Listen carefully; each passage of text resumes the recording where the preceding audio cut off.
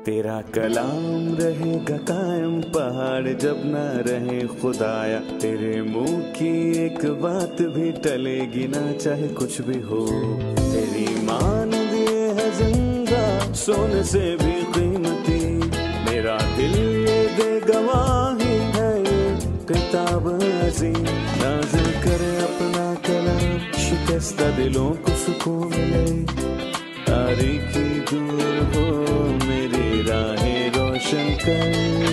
दिल अपना कलाम कसरत से ए खुदा बदल दे, रिहाई दे कसरत से फल मिलाओ। कलाम रहेगा कायम पहाड़ जब ना रहे खुदा। अजीज नाजरीन, मैं अयाद ज़रीफ आप तमाम देखने वालों को हमारे रोज के बाइबली मुतालियाती प्रोग्राम की नई किस्त में खुशामदीद कहता हूँ। अजीजों, आज हम यसाया की किताब में से 53वें बाब का मुताला करेंगे, जो यसाया की किताब का मरकजी और बुनियादी बाब है, जो मसीह के दुख उठाने के हवाले से बहुत कुछ कहता है।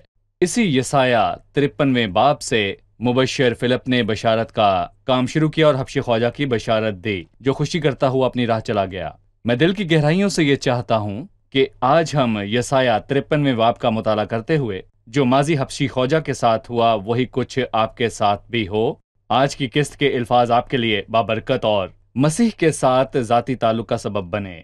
आज के प्रोग्राम का बाकायदा आगाज करने से पहले मैं स्टूडियो में आए खुदा के खादिम का खैर मकदम करूंगा। खुश आमदेद भाई यूसुफ। बहुत शुक्रिया भाई। और स्टूडियो में आए दीगर मेहमानों को भी खुश आमदेद। हम एक छोटे से वक्फे के बाद मुताले का बाकायदा आगाज करेंगे।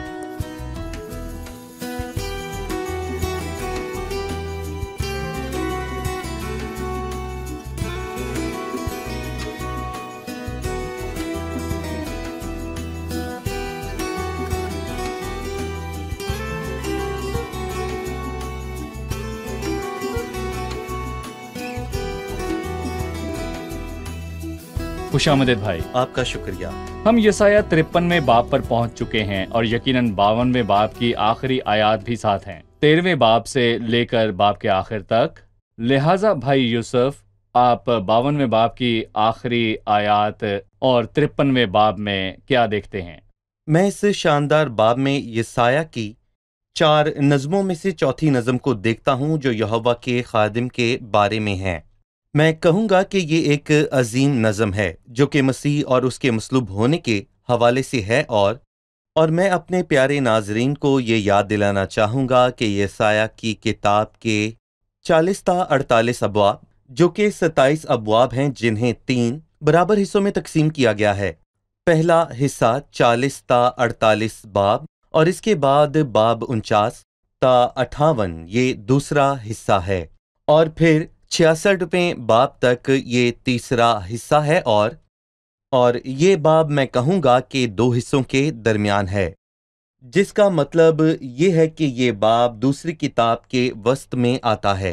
और दूसरी किताब हमें नए अहद नामे की याद दिलाती है। गोया रूहुल कुद्स हमसे ये कहना चाहता है कि नए अहद नामे के दिल में मसीह मसलूब है, और इसीलिए ये खूबसूरत नज़म के 15 बंद हैं, और फिर इस खूबसूरत नज़म के मैं कहूँगा कि हर पैराग्राफ में 3-3 बंद मौजूद हैं, और 52वें बाब की आखिरी 3 आयत यानी कि 13, 14 और 15 एक पैराग्राफ है, और फिर अगली 3 आयत में एक और बात की गई है, और उनसे अगली 3 आयत में तीसरी, और अगली आयत में चौथी और 5वीं बात है। और मैं कहूँगा कि 5 ज़रब 3 15 होते हैं, और इस नज़म में भी 15 बंद मौजूद हैं। 15 बंद। सही भाई यूसुफ, मैं आपके सामने 52वें बाब की आखिरी आयत पढ़ना चाहूंगा, जहां लिखा है, देखो मेरा खादिम इकबालमंद होगा, वो आला बरतर और नहायत बुलंद होगा, जिस तरह बुतेरे तुझको देखकर दंग होंगे। उसका चेहरा हर बशर से जायद और उसका जिस्म बनी आदम से ज्यादा बिगड़ गया था, इसी तरह वो बहुत सी कौमों को पाक करेगा, और बादशाह उसके सामने खामोश होंगे, क्योंकि जो कुछ उनसे कहा ना गया था वो समझेंगे, और जो कुछ उन्होंने सुना ना था वो समझेंगे। देखो मेरा खादिम। हम इन 3 आयत में इस खादिम के मुतालिक क्या जानते हैं? यानी खुदा अपने खादिम पर फख्र करता है, पर कोई मालिक अपने खादिम पर फख्र नहीं करता। لیکن کسی خادم کا اپنے مالک کی طرف اشارہ کرنا فطری بات ہے کہ دیکھو وہ میرا مالک ہے، لیکن در حقیقت یہ خادم لشکروں کے خدا کا ساتھی ہے، وہ کوئی خادم نہیں ہے، لیکن اس نے اپنی خوشی سے خادم بننا گوارا کیا تاکہ خدا کو جلال دے، لیکن انسان نے اس کی توہین کی، جی اسی لیے وہ اشارہ کر کے کہتا ہے دیکھو میرا خادم۔ اور میں اس پیراگراف میں دو مختلف چیزوں کو دیکھتا ہوں۔ ایک پہلو یہ ہے کہ وہ حیران ہوئے کیونکہ یہ بہت دہشت ناک ہے۔ دوسرا پہلو یہ ہے کہ لوگ حیران ہوئے اس کے جلال کے سبب سے، اور یہ ایک صحیح۔ اور بات ہے۔ اور جس طرح بہتیرے تجھے دیکھ کر دنگ رہ گئے، جو اگلی بات ہے وہ بریکٹس میں ہے کہ کیوں مسیح کو دیکھ کر بہتیرے دنگ ہیں، کیونکہ اس کا چہرہ ہر ایک بشر سے زیادہ اور اس کا جسم بنی آدم سے زیادہ بگڑ گیا۔ جس طرح بہتیرے تجھے دیکھ کر دنگ ہوں گے، سو بہتیرے تجھے دیکھ کر دنگ ہوں گے، اور عبرانی میں بھی اس کا یہی جی، مطلب ہے۔ 15ویں آیت آیت۔ 15 میں لکھا ہے کہ بہتیرے تجھے دیکھ کر دنگ ہوں گے، لیکن کب؟ جب وہ جلال اور قدرت کے ساتھ ظاہر ہوگا۔ ساری زمین حیران ہوگی اور اس کے جلال سے بھر جائے گی۔ صلیب کے روز مسیح کا جسم خوفناک حد تک بڑھ جائے گا۔ جس کسی نے دیکھا وہ ڈر گیا، اور اس کی کوئی دوسری وجہ بھی ہوگی جس کے سبب سے لوگوں پر دہشت چھا گئی، نہ صرف اس لیے کہ وہ منظر خوفناک ہوگا، بلکہ اس منظر کے جلال کے سبب سے جب مسیح ظاہر ہوگا اور بہتیری قومیں اس پر حیران ہوں گی۔ اور یہی نہیں بلکہ بادشاہ بھی اس کے سامنے خاموش ہوں گے، کیونکہ جو کچھ ان سے کہا نہ گیا تھا وہ سمجھیں گے، اور جو کچھ انہوں نے سنا نہ تھا وہ سمجھیں گے۔ وہ ہمارے آگے مسیح کے دو عکس پیش کرتا ہے۔ پہلا عکس یہ کہ سب اس کی حلیمی پر حیران ہوئے جبکہ وہ پہلی بار آیا، خاص کر جب وہ صلیب پر تھا، خاص کر کے جب وہ صلیب پر لیکن تھا۔ 15ویں آیت ہے کہ اسی صحیح۔ طرح وہ بہت سی قوموں کو پاک کرے گا، یا بہت سی قومیں اسے دیکھ کر دنگ ہوں گی۔ بہت سی قومیں اس جلالی منظر کے سبب سے، جبکہ وہ قدرت اور جلال کے ساتھ ظاہر ہوگا۔ صحیح۔ ٹھیک ہے، آئیے 53ویں باب کی شروعات کی طرف چلتے ہیں، اور پہلی 3 آیات کی طرف بھی، جیسا کہ آپ نے بتایا کہ 3 کے بند ہیں۔ ہمارے پیغام پر کون ایمان لایا، اور خداوند کا بازو کس پر ظاہر ہوا؟ پر اس کے آگے کونپل کی طرح اور خشک زمین سے جڑ کی مانند پھوٹ نکلا ہے، نہ اس کی کوئی شکل و صورت ہے نہ خوبصورتی، اور جب ہم اس پر نگاہ کریں تو کچھ حسن و جمال نہیں کہ ہم اس کے مشتاق ہوں۔ وہ آدمیوں میں حقیر و مردود، مرد غمناک اور رنج کا آشنا تھا، لوگ اس سے گویا روپوش تھے، اس کی تحقیر کی گئی اور ہم نے اس کی کچھ قدر نہ جانی۔ پہلی آیت میں ہم کیا دیکھتے ہیں کہ ہمارے پیغام پر کون ایمان لایا اور خداوند کا بازو کس پر ظاہر ہوا؟ خداوند کے بازو کا تذکرہ کیا گیا۔ جی ہاں، ہمیں یاد ہے کہ 51 باب کی 9ویں آیت میں لکھا ہے، جاگ جاگ اے خداوند کے بازو اور توانائی سے ملبوس ہو۔ اور جب خداوند کا بازو ظاہر ہوا جو کہ یسوع المسیح ہے، تو اسی کو یہاں خداوند کا بازو کہا گیا، اور اسے رد کیا گیا، جیسا کہ ہم ملاکی کے 2 باب میں واضح طور پر پڑھتے ہیں کہ عدل کا خدا کہاں ہے، جبکہ عدل کا خدا ملاکی 3 میں ان کے پاس آیا، اور کوئی اس کے ظہور کے دن کو برداشت نہ کر سکا۔ سو بظاہر تو انسان چاہتا ہے کہ خدا مداخلت کرے، وہ دخل اندازی کرے، لیکن وہ خدا کو اپنی مرضی کے مطابق ڈھالنا چاہتا ہے، اور لوگ اسی لیے بتوں سے خوش ہوتے ہیں کیونکہ وہ انہیں اپنے مطابق ڈھال لیتے ہیں۔ اگر مجھے اس کا ناک پسند نہیں تو میں اسے ہٹا دوں گا، بدل دوں گا۔ جو مجھے پسند آئے گا میں ویسا کروں گا۔ لیکن پاک خدا جو کہ گناہ سے نفرت رکھتا ہے، نہیں، مجھے یہ نہیں چاہیے، میں یہ نہیں چاہتا۔ سو یہاں جاگ آئے خداوند کے بازو، اور خدا کا بازو اپنے وقت پر ظاہر ہوا۔ سو بائبل بتاتی ہے کہ ہمارے پیغام پر کون ایمان لایا اور کس پر خداوند کا بازو ظاہر ہوا۔ اور ہم یہ باتیں سنتے ہیں کہ خداوند کا بازو بلند ہے، اور یہوہ آنے والا مسیح فرما بردار خادم کی صورت میں آیا، اور یہ کیسی حیران کن بات ہے۔ ہمارے پیغام پر کون ایمان لایا اور خداوند کا بازو کس پر ظاہر ہوا؟ پھر مزید کہتا ہے، اس کے آگے کونپل کی مانند اور خشک زمین سے جڑ کی مانند پھوٹ نکلا۔ مسیح جو ہرا بیج ہے، جو کوشک زمین سے جڑ کی مانند پھوٹ نکلا، یہاں وہ ہم سے کیا کہنا چاہتا ہے؟ ہم ان آیات کو دیکھتے ہیں اور 2 مختلف عکس ہیں۔ سو یہاں وہ خدا کے آگے کونپل کی مانند اور خشک زمین سے جڑ کی مانند پھوٹ نکلا، ایک تسلی بخش نظارہ ہے۔ اگر آپ صحرا میں چل رہے ہوں اور آپ کو خشک زمین میں سے ایک ہرا پودا دکھائی دے تو یقیناً آپ سب کچھ چھوڑ کر اس ہرے پودے کو دیکھنے لگیں گے، اور یہی خدا نے کیا جب یسوع المسیح دنیا میں آیا۔ سو اس نے آسمان کھولا، گویا کہ وہ تمام لشکروں کو پکار کر کہہ رہا ہو کہ آؤ دیکھو، مجھے ایک شخص مل گیا ہے جو میرے دل کو خوشی دے گا۔ لیکن دوسری آیت میں بذات خود اس شخص کی نہ تو کوئی شکل و صورت ہے اور نہ ہی خوبصورتی، اور جب ہم اس کو دیکھتے ہیں تو کوئی حسن و جمال نہیں کہ ہم اس کے مشتاق ہوں۔ دو متصادم عکس ہیں۔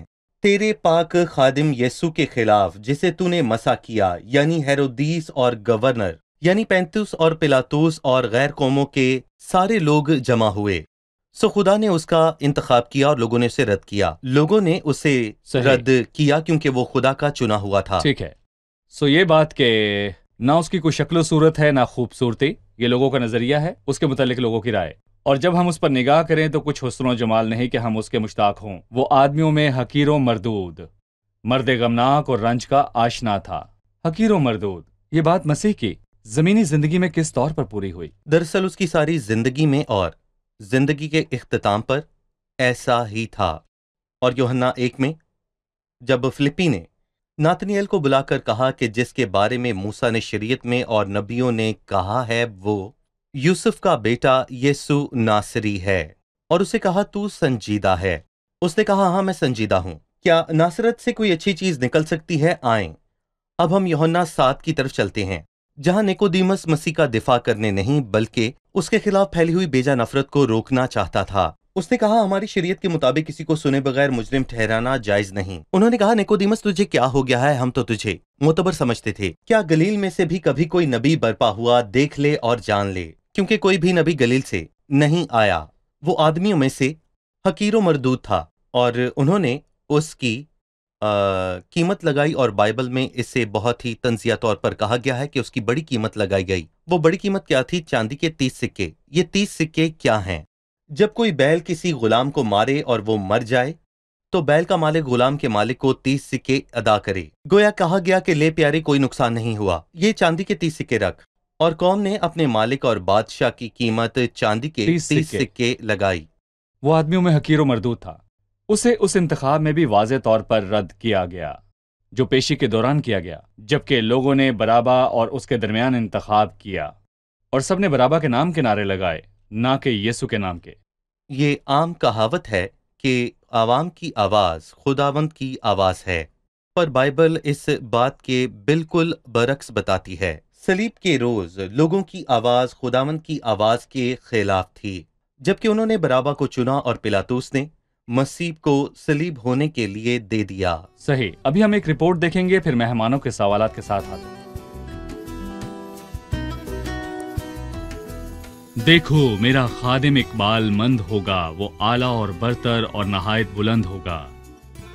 اقبال مند ہوگا اپنی زندگی میں جو عظیم توازن میں تھی، اعلیٰ مردوں میں سے جی اٹھنے کے سبب سے، برتر آسمان پر چڑھ جانے کے سبب سے، نہایت بلند خدا کے تخت کے دہنے ہاتھ بیٹھنے کے سبب۔ یہاں 13ویں آیت میں ہم پڑھتے ہیں، دیکھو میرا خادم اقبال مند ہوگا، وہ اعلیٰ اور برتر اور نہایت بلند ہوگا۔ ہم چاہیں گے کہ آپ ان افعال کی ترتیب اور ان کا مفہوم ہمیں سمجھائیں کہ ان کا کیا مطلب ہے۔ دیکھو میرا خادم اقبال مند ہوگا، وہ اعلیٰ اور برتر اور نہایت بلند ہوگا۔ 4 افعال ہیں جن پر ہم غور کرنا چاہیں گے۔ سب سے پہلے یہاں ہم دیکھتے ہیں کہ اس دہرائی میں وہ اپنے خادم کو جہاں تک ہو سکے بلند و بالا کرنا چاہتا ہے۔ میرا خادم اقبال مند ہوگا، وہ اعلیٰ اور برتر ہوگا اور نہایت بلند ہوگا، اور اس نے یہ نہ کہا کہ وہ بلند ہوگا بلکہ نہایت بلند ترین ہوگا۔ اور کچھ مبصرین نے ہمیں بہت ہی خوبصورت باتیں بتائیں، کیونکہ اقبال مند ہونے کا تعلق اس کی ساری زندگی سے ہے جب وہ ہیکل میں داخل ہونا شروع ہوا، تاکہ ہیکل کو پا کر اس نے متوازن انداز میں عمل کیا، حالانکہ وہ بے حد غضبناک تھا، لیکن اس نے ایسا کوئی کام نہ کیا جو حکمت سے خالی ہو، بالکل نہیں، اور وہ اسی طرح عمل کرتا رہا جب تک کہ وہ صلیب پر نہ گیا، اور پیشی میں بھی وہ حکمت سے کام لیتا ہے، وہ بے حد دانائی اور متوازن چلتا رہا۔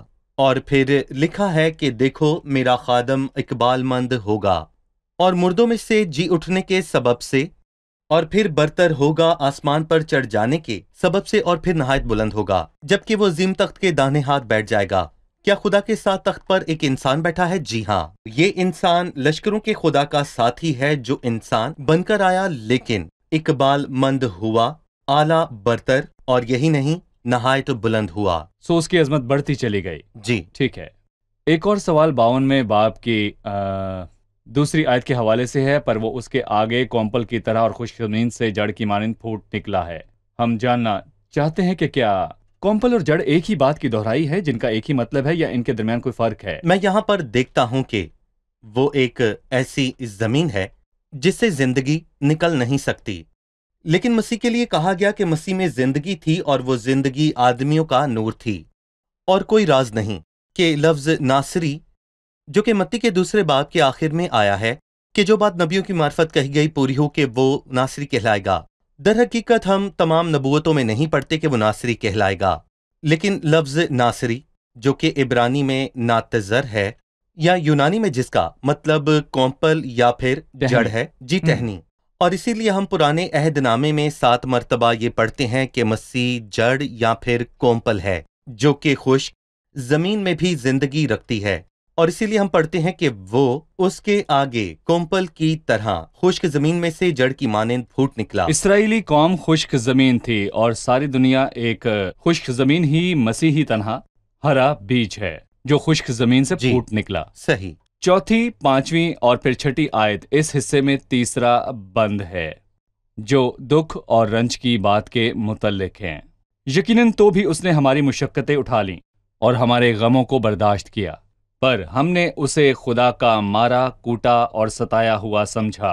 हालांकि वो हमारी खताओं के सबब से घायल किया गया और हमारी बदकारी के बायस कुचला गया। हमारी हर सलामती के लिए उस पर सियासत हुई ताकि उसके मार खाने से हम शिफा पाएं। हम सब भेड़ों की मानिंद भटक गए, हम में से हर एक अपनी राह को फिरा, पर खुदावंद ने हम सब की बदकारी उस पर ला दी। मेरा सवाल यह है कि यहाँ कलाम करने वाला कौन है? मैं कहूंगा कि ये वो दीनदार बकिया है जो मुस्तकबिल में जाहिर होगा, यानी यहाँ बोलने वाला यसाया है, लेकिन वो उनकी नुमाइंदगी कर रहा है। तो भी उसने हमारी मुशक्कतें उठा लीं और हम आज भी इन अल्फाज को दोहरा सकते और इन्हें अपने लिए ले सकते हैं। सो पिछली आयत में हम पढ़ते हैं कि वो मर्द गमनाक और रंज का आशना था। क्या मसीह और गम के दरमियान कोई ताल्लुक है? दर हकीकत नहीं, बल्कि मैं कहूंगा वो अजल से बाप की खुशी का सबब है, जैसा कि हम मिसाल 8 में पढ़ते हैं। उसका गम और रंज से क्या ताल्लुक है, वो इसकी वजाहत यहाँ चौथी आयत में करता है। तो भी उसने हमारी मुशक्कतें उठा लीं और हमारे गमों को बर्दाश्त किया। और फिर वो कहता है, पर हमने उसे खुदा का मारा, कूटा और सताया हुआ समझा। एक यहूदी जो खुदा पर ईमान लाया और इबादत के दौरान वो खुदा की मेज के पास आया और यसाया 53 की खड़े होकर तिलावत करने लगा, और जब उसने आंसुओं से इस आयत को पढ़ा, उसने कहा, पर हमने उसे खुदा का मारा, कूटा और सताया हुआ समझा। जबकि वो रो रहा था, उसने कहा हम गलत थे। वो मजीद पढ़ता गया, हालांकि वो हमारी खताओं के सबब से घायल किया गया और बदकारी के बाइस कुचला गया, और हमारी सलामती के लिए उस पर सियासत हुई ताकि उसके मार खाने से हम शिफा पाएं। आज बहुत से लोग हैरान हैं कि हम सलीब से क्यों मोहब्बत रख सकते हैं। क्यों? दरअसल सलीब को मसीह ने मेरे बदले उठाया, तो मैं सलीब से क्यों कर मोहब्बत ना रखूं? वो मेरे लिए मसलूब हुआ, जलील हुआ और दुख उठाया, और जिसने मसीह के फजल के वसीले मेरी खातिर मौत को चखा, मैं उसकी कदर कैसे ना करूं? और हमारी बदकारी के सबब से वो कुचला गया। हमारी ही सलामती के लिए उस पर सियासत हुई ताकि उसके मार खाने से हम शिफा पाएं। आपने बताया कि वो दीनदार बकिया ये बात मुस्तकबिल में कहेगा, तो ये बात तो नाजरीन के लिए वाज़ेह है। यहूदी कौम गैर कौमों में फैलने के दौर में भी ये मानती है जो सलीब पर मसलूब हुआ वो एक इंसान था जो यीशु मसीह कहलाता था, और वो मसीहा ना था, और उसकी मसलूबियत खुदा की उस पर अदालत और कहर के नतीजे में हुई। शायद वो कहते हैं, पर हमने उसे खुदा का मारा, कूटा और सताया हुआ समझा। अगर आप किसी यहूदी से पूछे तो वो आपको बताएगा कि जो सलीब पर मारा गया वो मसीहा नहीं है, वो यीशु था जिस पर खुदा गजबनाक था और उसने उसे सलीब पर मारा। लेकिन जब वो उस बड़ी मुसीबत से गुजरेंगे, कफारे के रोज उनकी आंखें खुलेंगी और वो मसीह को पहचानेंगे कि वो खुदा का ज़िबा किया हुआ बर्रा है। वो जानेंगे कि वो गलत थे, जैसा कि आपने कहा। सही। शायद तब जबकि वो कहेंगे, हालांकि वो हमारी खताओं के सबब से घायल किया गया और हमारी बदकारी के बायस कुचला गया, जबकि वो मसीह के काम को शख्सी तौर पर कबूल करेंगे। मैं एक बात पर गौर करूंगा कि हम सब भेड़ों की मानिंद भटक गए, हम में से हर एक अपनी राह को फिरा। क्या ये अल्फाज इसी कौम के लिए हैं या हर एक के लिए जो भटक गया? हम सबके लिए। किसी ने यसाया 53 पर बहुत खूबसूरत तबसरा किया कि 2 कॉलेज और एक यूनिवर्सिटी है। 2 कॉलेजेस में जाने वाला यूनिवर्सिटी से ग्रेजुएट होता है। वो 2 कॉलेजेस कौन से हैं? और मैं चाहता हूं कि जिसे लिखना पढ़ना आता है या नहीं आता वो इस कॉलेज में दाखिल हो।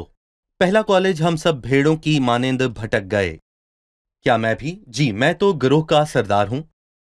اور ہم میں سے ہر ایک اپنی اپنی راہ کو پھرا، یہ دوسرا کالج ہے۔ آپ دیکھیں گے کہ زانیہ کی راہ شرابی سے اور شرابی کی راہ سود خور سے مختلف ہے۔ ہر ایک اپنی اپنی راہ کو پھرا، لیکن ہم سب ہی گناہ گار ہیں، پر خدا نے ہم سب کی بدکاری اس پر لاد دی۔ اور یونیورسٹی جو پہلے کالج میں داخل ہوتا ہے اور کہتا ہے کہ ہم سب بھیڑوں کی مانند بھٹک گئے، دوسرا کالج ہے۔ ہم میں سے ہر ایک اپنی اپنی راہ کو پھرا، میں آپ سے فرق ہوں، آپ مجھ سے اور آپ ناظرین سے فرق ہیں، لیکن ہم سب نے گناہ کیا اور ہم سب بھٹک گئے، اور خدا نے ہم سب کی بدکاری اس پر لاد دی۔ اور مبارک ہے وہ جو مکتب میں تعلیم پاتا ہے، وہ آزاد ہوگا اور صادق ٹھہرایا جائے گا اور گناہ سے چھڑایا جائے گا۔ صحیح، اب مہمانوں سے ان کا سوال جانتے ہیں۔ ہماری ہی سلامتی کے لیے اس پر سیاست ہوئی تاکہ ہم اس کے مارخانے سے شفا پائیں۔ ہم ان دو باتوں کی وضاحت چاہتے ہیں کہ ہماری ہی سلامتی کے لیے اس پر سیاست ہوئی اور اس کے مارخانے سے ہم نے شفا پائی۔ ان باتوں سے ہم کیا سیکھتے ہیں بھائی یوسف؟ مثال کے طور پر میں کسی کا قرض دار ہوں اور میں اس شخص سے ملنا نہیں چاہتا، اور جب مجھے یہ پتا ہو کہ وہ اس گھر میں ہے تو میں اس گھر میں نہیں جاؤں گا کیونکہ میں اس کا قرض دار ہوں۔ وہ مجھ سے ادائیگی کا مطالبہ کرتا، میں مفلس ہوں، جب تک کہ کوئی مہربان شخص مثال کے طور پر آپ آ کر میرا قرض ادا نہیں کر دیتے، اور اس صورت میں میرے اور اس قرض خواہ کے درمیان امن قائم ہوگا صحیح۔ کہ میں نے قرض ادا کر دیا۔ یا میں یوں بھی کہہ سکتا ہوں کہ یہ ایک خوبصورت کتابچے کا عنوان ہے کہ وہ میرے لیے مارا گیا۔ یہ دو بھائیوں کی کہانی ہے، ان میں سے ایک شریر ہے اور وہ دوسرے کو کہتا ہے کہ توبہ کر، لیکن افسوس کہ وہ اپنی شرارتوں میں مگن رہا، یہاں تک کہ اس نے ایک شخص کو قتل کر دیا اور اس کے کپڑوں پر اس کا خون لگ گیا، اور وہ اپنے بھائی کے پاس بھاگ کر آیا کہ مجھے چھپا لے۔ سو اس نے اسے کہا جلدی اپنے کپڑے اتار۔ اس نے اپنے کپڑے اتارے اور ایماندار بھائی نے انہیں پہن لیا۔ پولیس آئی اور انہوں نے اس خون آلودہ کپڑے پہنے ہوئے شخص کو جیل میں ڈال دیا، اور اس کا بھائی تمام پیشیوں کے دوران خاموش رہا، یہاں تک کہ اسے موت کی سزا ہوئی۔ اور اس نے کہا میری بس ایک ہی درخواست ہے کہ یہ خط میری موت کے بعد میرے بھائی کو دے دیا جائے اور اسے بتایا جائے کہ میں نے تیری جگہ موت قبول کی تاکہ تجھے توبہ کا موقع مل سکے۔ اور وہ شخص جس کا بھائی اس کی وجہ سے مارا گیا، حکومت اسے مجرم نہیں سمجھتی، حکومت کی اس سے صلح ہے، لیکن کسی نے اس کی قیمت ادا کی ہے۔ اور جب مسیح صلیب پر تھا اس نے میرے گناہوں کی قیمت ادا کی۔ اور ایک گیت کے بول ہیں کہ تو ہی میری خاطر مارا گیا اور میرا بوجھ اٹھا لیا، اور آسمان پر تو ہی ہے جو میری شفاعت کرتا ہے، اور میں اپنے بھائی کا قرض دار ہوں کیونکہ اسی کے وسیلے میری خدا سے صلح ہوئی۔ اور اسی کے مار کھانے سے تم نے شفا پائی۔ مار کھانا کیا ہے؟ کوڑے لگنے کا درد۔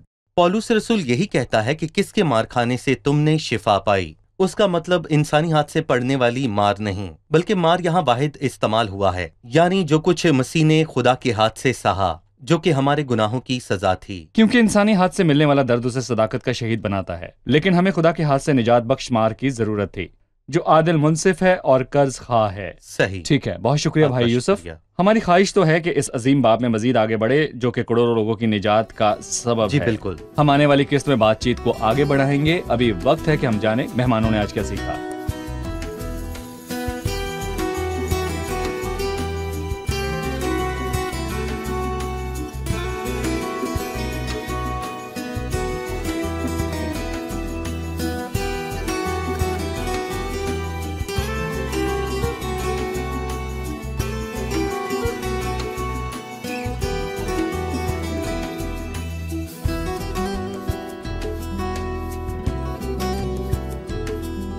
ہم نے قسط کے آغاز میں مسیح کی ذات پر بات کی اور 52ویں باب کی 13ویں آیت سے شروعات کی۔ دیکھو میرا خادم اقبال مند ہوگا، وہ اعلیٰ برتر اور نہایت بلند ہوگا۔ ان چار افعال میں چار چیزیں ہیں، آپ میں سے کون بتائے گا کہ وہ کیا ہیں؟ پہلی بات اقبال مند ہوگا، جو کہ مسیح کی زندگی کے ہر حصے میں واضح تھی۔ وہ واقعی ہر بات میں دانائی کو حکمت سے پیش آ رہا تھا۔ دوسری بات ہے کہ وہ اعلیٰ ہوگا، تو وہ مردوں میں سے جی اٹھنے کے سبب سے اعلیٰ تھا۔ اور تیسری بات کہ وہ برتر ہوگا، مسیح آسمان پر جانے کے سبب سے برتر ہے۔ اور چوتھی کہ وہ نہایت بلند ہوگا، خدا کے بلند تخت پر اس کے دہنے ہاتھ بیٹھنے کے سبب سے۔ صحیح، یہ مستقبل کا جلال ہے۔ جی بھائی نہایت بلند ہوگا، جبکہ وہ قادر مطلق کے داہنے ہاتھ جا بیٹھا۔ صحیح۔ پھر 14ویں آیت ہے کہ جس طرح بتیرے تجھے دیکھ کر دنگ ہو گئے، اور ہم نے جانا کہ 15ویں آیت سے بھی اس کا تعلق ہے کہ وہ بہت سی قوموں کو پاک کرے گا۔ ان دو آیات کے درمیان کیا تعلق ہے؟ پہلی بار حیرت تب ہوئی جب خداوند یسوع مسیح دنیا میں تھا، خاص کر صلیبی کام کے وقت اس کا چہرہ بگڑ گیا تھا۔ دوسرا عکس ہے، ہم بعد ازاں دیکھیں گے کہ جب خداوند یسوع دوسری آمد میں جلال اور قدرت کے ساتھ آئے گا اور اسے دیکھ کر قومیں دنگ ہوں گی۔ وہ بہت سی قوموں کو پاک کرے گا یا وہ دنگ ہوں گی، اس کی تشریح یہ ہے۔ جی بالکل، جی بھائی یوسف، صحیح، ٹھیک ہے۔ ہم جاننا چاہیں گے 53ویں باب کی پہلی آیت سے تیسری آیت میں خدا مسیح کو کس طور پر دیکھتا ہے اور دنیا مسیح کو کس طور پر دیکھتی ہے، یہ دونوں پہلو کیسے واضح ہوتے ہیں۔ خدا مسیح کو ایک کونپل کے طور پر اور خشک زمین سے پھوٹ نکلنے والی جڑ کی مانند سمجھتا ہے۔ تمام تر خشکی کے باوجود اس نے خدا کے دل کو خوش کیا، لیکن لوگوں نے اسے حقیر سمجھا۔ شاید ہم اسے یوحنا 1 میں دیکھتے ہیں جہاں نتنیل کہتا ہے کیا ناصرت سے کوئی اچھی چیز نکل سکتی ہے، اور ہم نیکودیموس کو یوحنا 7 میں دیکھتے ہیں، اور ہم دیکھتے ہیں کہ قوم نے اس کی قیمت فقط چاندی کے 30 سکے لگائی۔ اسے ایسا بے قدر جانا، 100 آدمیوں نے اسے حقیر جانا، لیکن خدا کے لیے وہ اس کی مسرت کا سبب تھا۔ صحیح، وہ آدمیوں میں حقیر و مردود تھا۔ صحیح۔ میرا ایک آخری سوال ہے، میں یہ جاننا چاہوں گا کہ یہاں بولنے والا کون ہے کہ ہم نے اسے خدا کا مارا کوٹا اور ستایا ہوا سمجھا؟ یہاں کلام کرنے والا کون ہے؟ یہاں کلام کرنے والا وہ دیندار بقیہ ہے، جبکہ وہ لوٹ کر آئیں گے اور توبہ کریں گے۔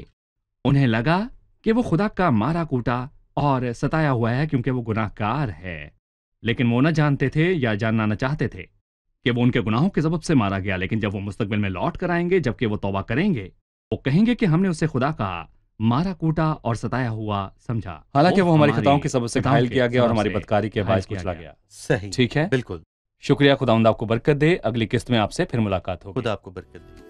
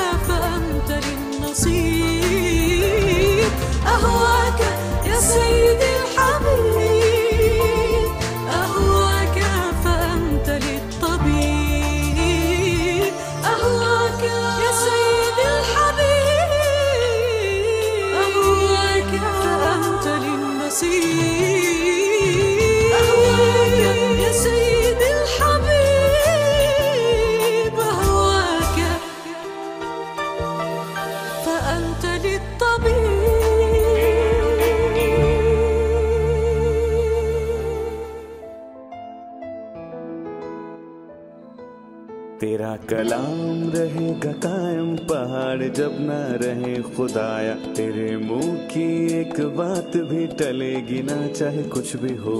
تیری مان دیے ہے زندہ، سونے سے بھی قیمتی، میرا دل یہ دے گواہی ہے، یہ کتاب عظیم نازل کرے اپنا کلام، شکستہ دلوں کو سکون ملے، تاریکی دور ہو میری راہیں روشن کر، دل اپنا کلام کثرت سے اے خدا بدل دے، رہائی دے کثرت سے پھل ملاؤ۔ کلام رہے گا قائم، پہاڑ جب نہ رہے خدایا، تیرے منہ کی ایک एक बात भी टलेगी ना चाहे कुछ भी हो।